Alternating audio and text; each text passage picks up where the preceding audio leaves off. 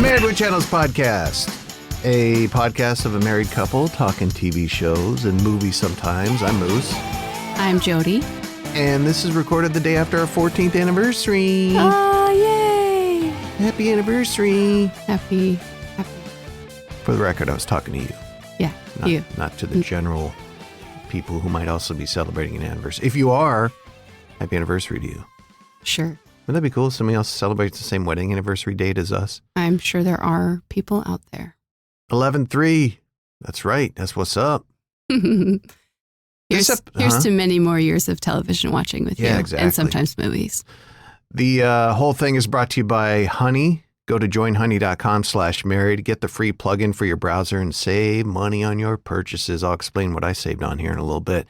But we're going to spend the whole episode, probably not as long as usual, talking about Goliath, the Billy Bob Thornton show that's on Amazon Prime. This is its fourth and final season. We touched on the season opener a couple of our episodes ago. This time we've got episodes 2 through most of 5 to discuss. So go ahead and discuss it. Go ahead, Jody. Where do we even start? Sit back here and eat my sandwich. I'll say this season is a little bit weirder for me. It is, right? There's a lot of abstract dreams. Flashbacks isn't the right word because he's not going back.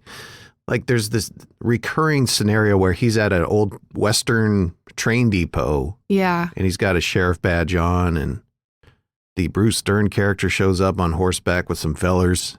Yeah. Does like the finger guns, and it actually makes him bleed. And sometimes there's flashbacks like from his childhood, like his abusive dad and stuff like that.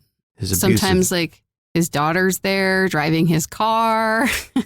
It's just kind of very strange. Yeah. Robert Patrick plays his dad. Okay.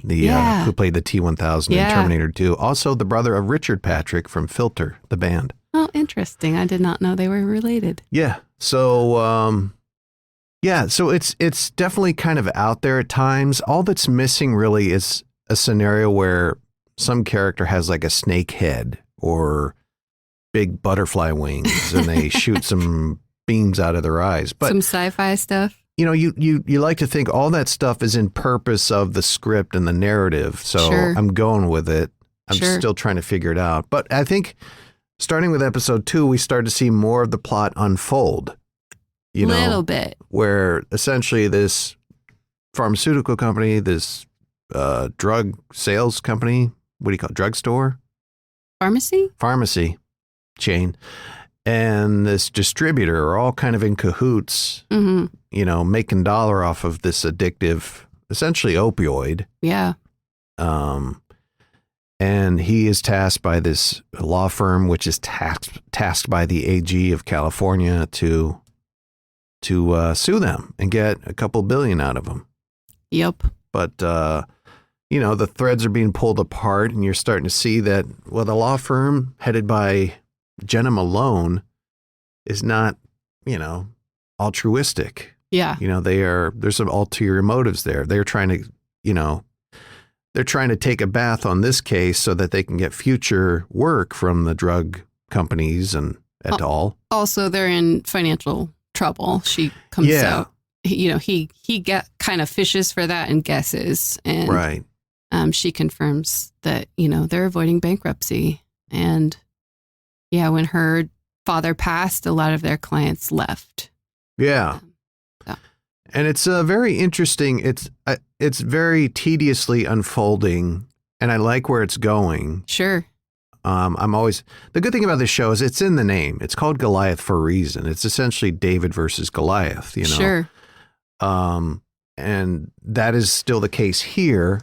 I think last season they kind of misstepped with the whole water reservoir and the casino and the guy with the orange tree vineyard. That was a little kind of, but this one I like where it's going and it's relevant. Sure. It's kind of paralleling a lot of what we're seeing with Purdue Pharmaceuticals. You know, we still got to check out Dope Sick, which looks interesting. Yeah, I'm interested to see that as well. Yeah, anytime you see an underdog take on a big bad giant and hopefully win. Yeah. And justice is served, you know, to some bad people, it's good for me. I'm all in. Yeah, totally. I'm all about bringing down the man. Not in that way. But Billy McBride, Thornton's character, I forget how he discovers, but he finds out that this law firm ain't doing the right thing necessarily. Sure. Oh, it's because the former lawyer, who's AWOL, probably now dead, gave him information that he was, Billy was hired by this drug company 25 years ago.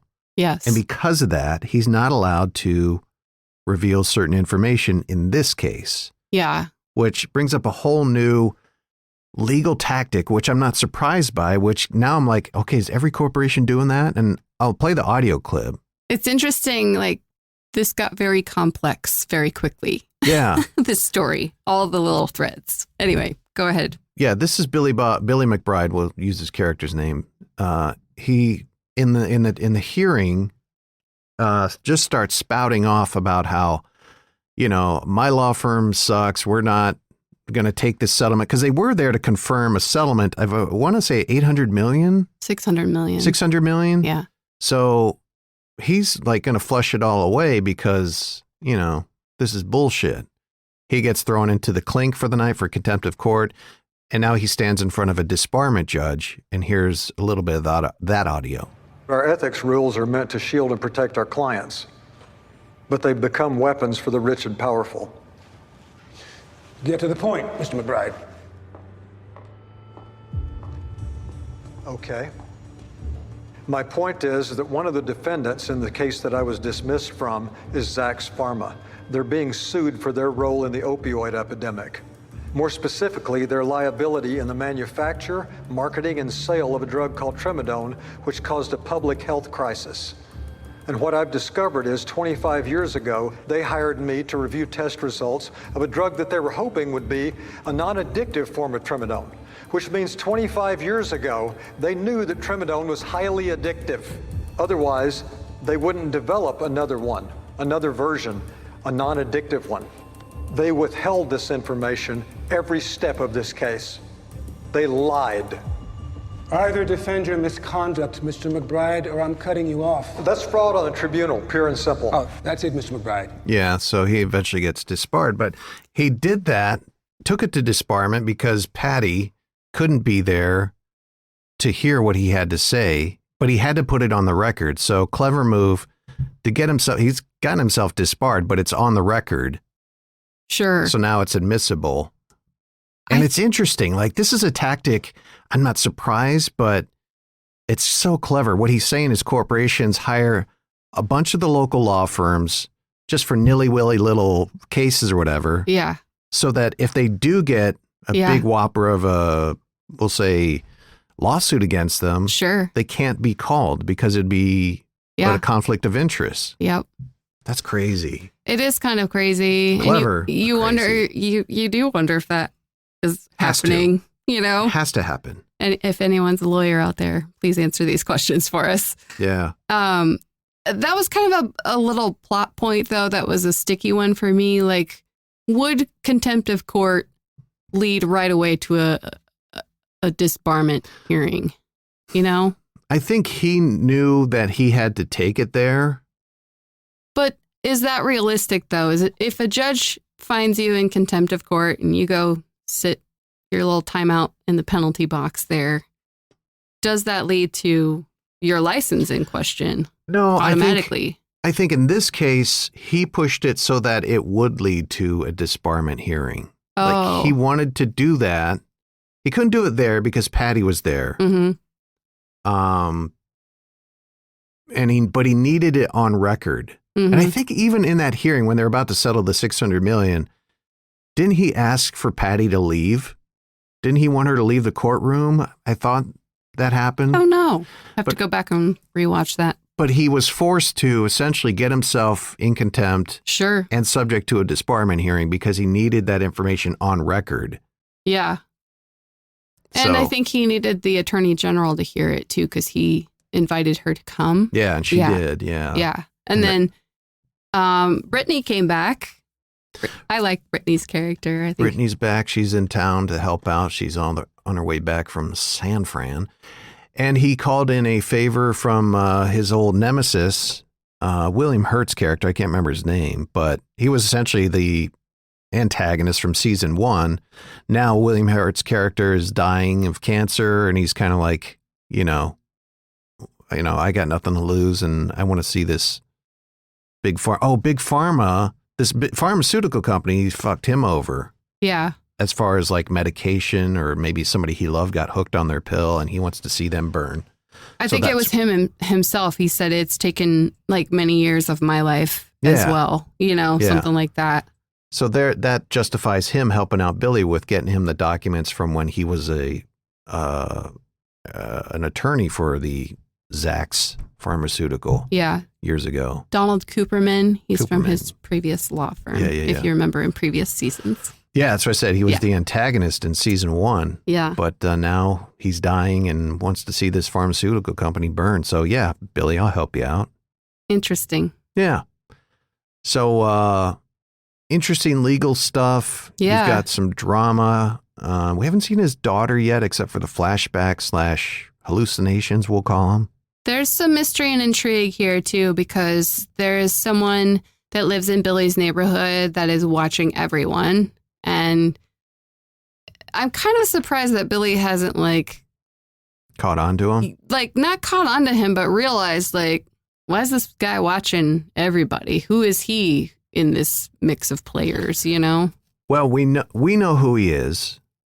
Yeah. He's the brother of J.K. Simmons' character, who's the head of the pharmaceutical company. Right. And I think Billy, once he was at the bar and the bartender said, I think his name is Frank, Bruce Dern's character. Yeah. He owns the whole block. Yeah.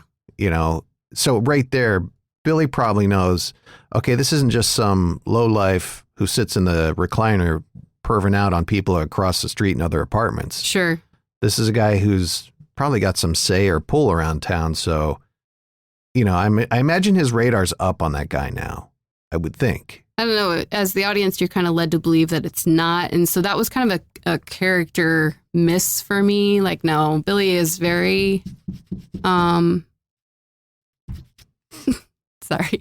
Kids upstairs. Kids upstairs, yeah. He's very hard to get to know. He doesn't let people in right away. And he's always pretty overly cautious of people around him until he gets to know them and their story. But maybe he, since finding out that Frank is somebody of importance, did his diligence, found out who he is. Sure. Because his last name is the same as the pharmaceutical company. Sure. So maybe he's not revealing that just yet. Not saying, hey, I'm onto you, because if he brings him in closer, he might be able to garner some information. Sure. While still protecting his, I would think. Well, and he's gutsy enough to play it like that. Yeah. Billy is as his character, And he's a smart guy. He's they've established so far in 3.5 seasons that Billy McBride is a brilliant lawyer. Yeah. Who may not do things the most typical way, but sure. He finds a way. Yep.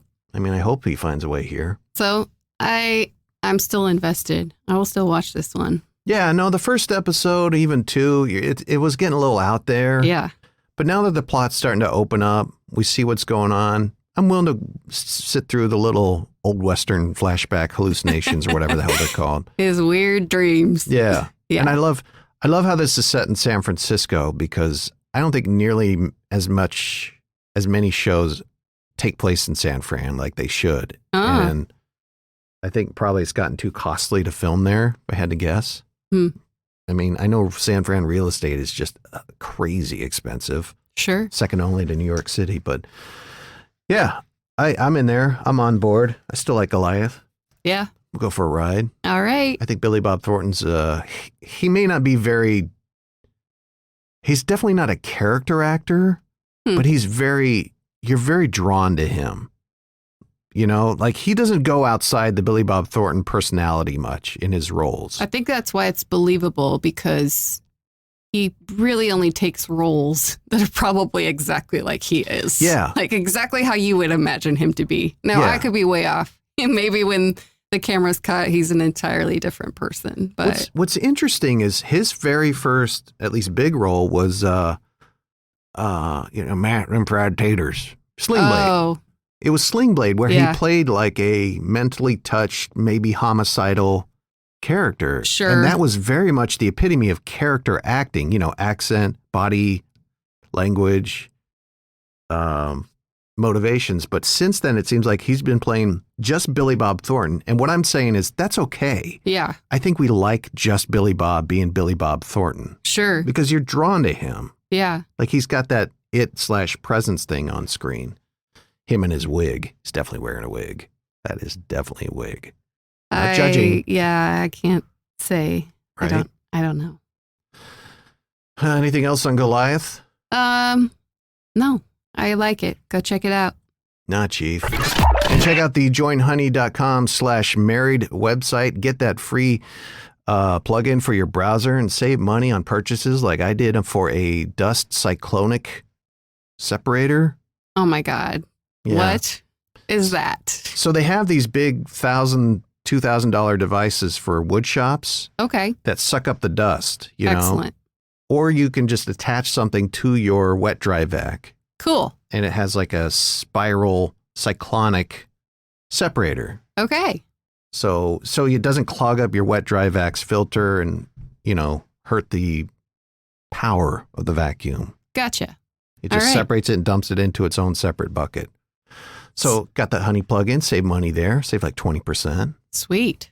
So that's a good deal. There's so many other deals, like 30,000 stores participate with the Honey plug-in that, there's billions of people saving millions of dollars, millions of people saving billions of dollars, I think.